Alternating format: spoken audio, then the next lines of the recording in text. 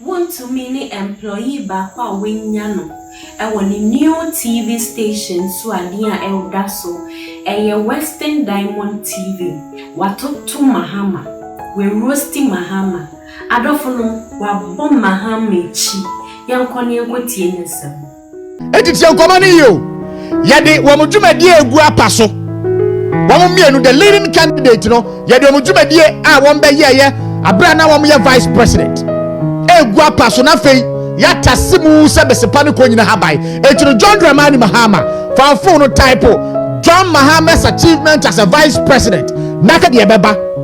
There is no single achievement of John Dramani Mahama abra no wo ye vice president e wo my remu ase. That is the fact.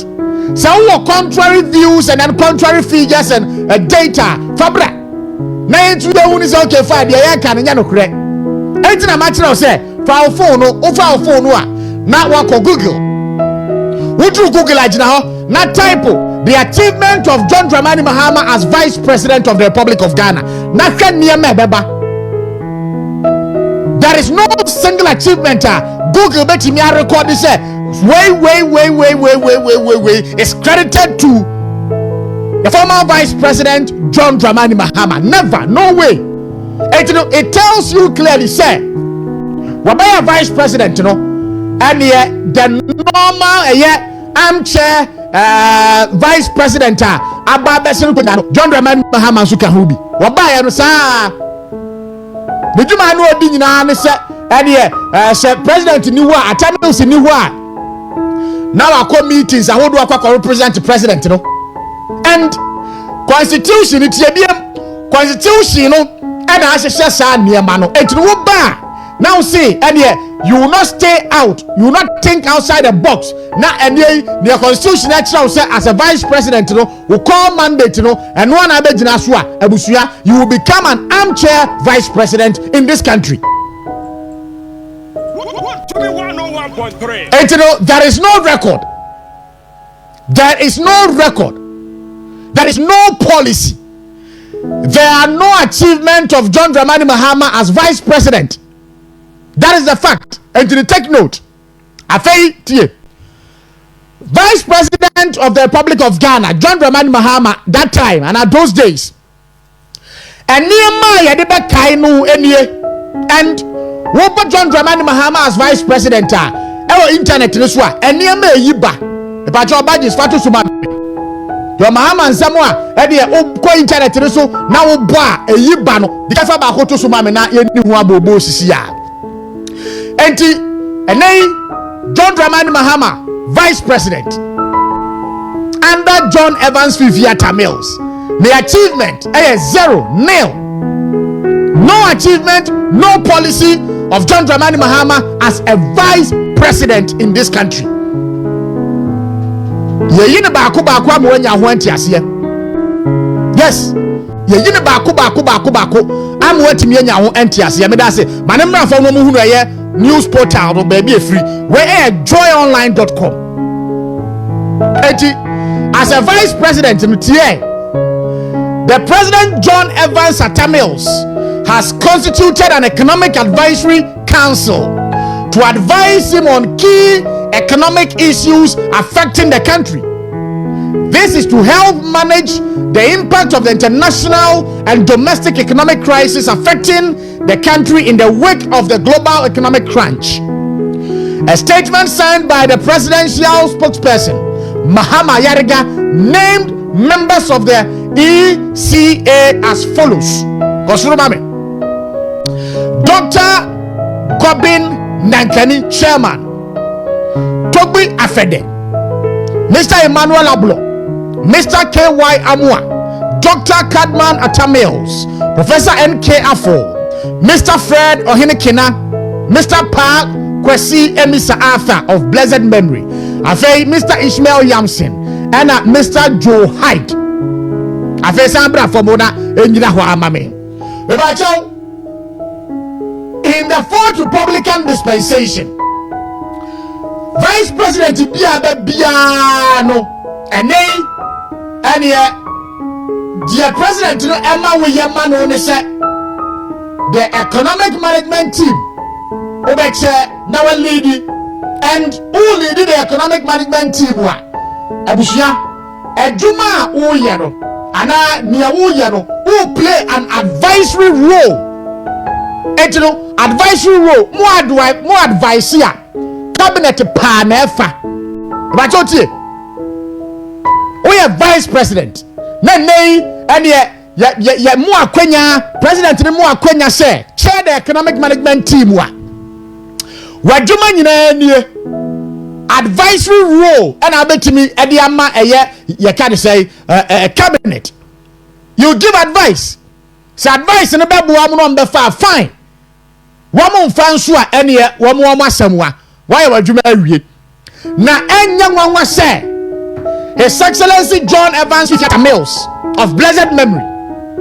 na John Mahama and vice na nei Orti Economic Advisory Committee under the Fourth Republican Dispensation and nei akwakoye mra preko pese we vice president I want to chair the economic management team na nei sa the Economic Advisory Council no John Evans Mills ete no the vice president John Dramani Mahama under normal circumstances in the current Fourth Republican Dispensation no wonu necessary wo chair economic management team no and economic advisory council no edina me bobo enu ujo Mahama diwo sanfa koso ne amubo biem ebia na wo bi referee ra to fa koso ma me ba wonya Hawaii fa koso yes a certain president forms an ECA, Economic Advisory Committee. Now, the vice president and Neya Yakasay, and yet, Ujuma Diano, Nina say, and Neya Yakasay, Obabuaya, president, that's no specifically, and yet, Ebano managing the economy in bar. In the Fourth Republican Dispensation, vice president, normally, most of the time, when I have a chair, and the committee, advisory committee, the late John Evans Tamil said, Nanke expect to say, the vice president John Dramani Mahama, Wabecha committee, the Bachow Edim Niabono, Dr. Gobin Nankani chairman, Toba Fede, Mr. Emmanuel Abooog3g3, Mr. K.Y. Amwa, Dr. Kaman Atamils, Professor K. Enafo, Mr. Fred Ohinekina, Mr. Paul Kwesi Emisa Arthur of blessed memory, Mr. Ishmael Yamson, Mr. Joe Hyde. Wow, John Mahama diwo muana. Enti sansamu ene NDC fo no wo na mo siese wo mo ye wo mo ahua de adurachire na ne ye ka sei wo mo ni niam nyina no wo mo ba bontin be ka kire Ghana ni se Atamil sati economic management team wa anya no kure. There was no economic management team, rather economic advisory council. Wamusan kase EMT no edia it was chaired by John Dramani Mahama. Me say anya no kure. John Mahama was not in the picture. Yes, John Dramani Mahama was not in the picture. Na yankra de ye pa me pachotie. As a vice president, so we economist ebusia ebua pa. John Mahama as a vice president na oye communication expert to say why when you economist, you see when you economist and the ticket of John and Jane woman see into about woman for man the president himself no and you economist vice presidential candidate so and you economist etino saafro we ye gomane so amonsa economy no ebekwa ko si yifa awie ya John Mahama de ba ko betumu se enne ya ye kasai ya to abama no obeye mampani wo man we mu a ene ye economy no a wo no ose ye se aban ya tete apansam no ama enne hwie nkoso e wo mamu ho na amanfo ho akire wo mo abredede no ono former president John Dramani Mahama eba na ba wo ba no wo be mampani a ene ene wo be reset no repair the damage done to the economy by the incompetent NPP government. John Mahama na yɛka sɛ wɔba research na ne yɛka sɛ or research wie a ɛnso hɔ na wa repair damages no a ɛnɛ adan kwakufu ade ne Dr. Mahmoud Bawumia ɛde economy no akɔkɔ gyina no ɛna am sɛ wei wabrɛ so there wasn't any pandemic problem bi amba ne aba yɛ cholera enipa kura kum wɔ mu ase kura no wantimi anso ano cholera ɛno da nkyɛn a wotam wɔ man ne kogyina ayɛ mɛfɛ sɛ buo mu nyɛ na mo mu man ne ma me san sɛ nei ma ya emfa me de kekase ni ana asanso ahwe agu fo mo etunu me de me economy na be hyɛ sa mumu ma me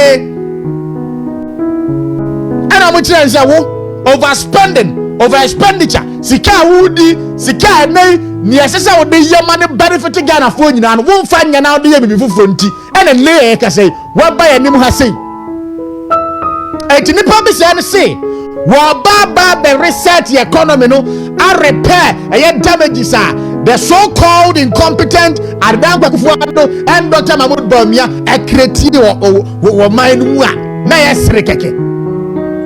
Yes, yanya nkwada okrodua mu ase o. Atame wo se ekọ na John Mahama wo beso mu na ade GDP growth na yesen growth of the economy na 14%. Ubesomu as a 2016 ended, only about 2.7%. When I create the economic magic wonder, and near I can say, and near my saying to over the year.